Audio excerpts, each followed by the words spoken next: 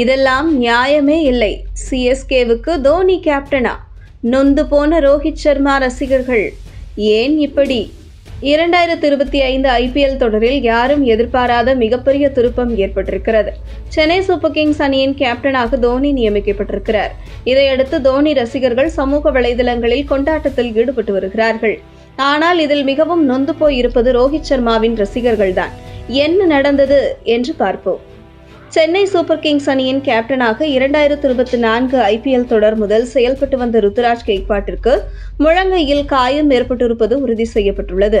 அதில் எலும்பு முறிவு ஏற்பட்டிருப்பதால் அவரால் தொடர்ந்து விளையாட முடியாத நிலை ஏற்பட்டிருக்கிறது. இதனைத் தொடர்ந்து அவர் 2025 ஐபிஎல் தொடரில் இருந்து நீக்கப்பட்டிருக்கிறார்.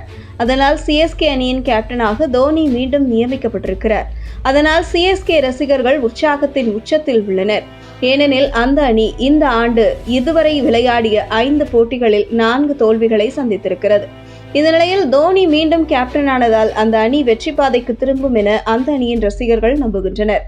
அதனால் இதுவரை சென்னை சூப்பர் கிங்ஸ் அணியை மோசமாக விமர்சித்து வந்தவர்களை எல்லாம் சீண்டும் வகையில் சமூக வலைதளங்களில் பதிவுகளை வெளியிட்டு தங்கள் மகிழ்ச்சியை வெளிப்படுத்தி வருகின்றனர்.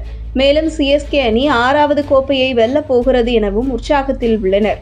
அதே சமயம் இதுபோன்ற ஒரு விஷயம் தங்கள் நாயகன் ரோஹித் சர்மாவுக்கு நடக்காதா என அவருடைய ரசிகர்கள் சோகத்தை வெளிப்படுத்தி வருகின்றனர்.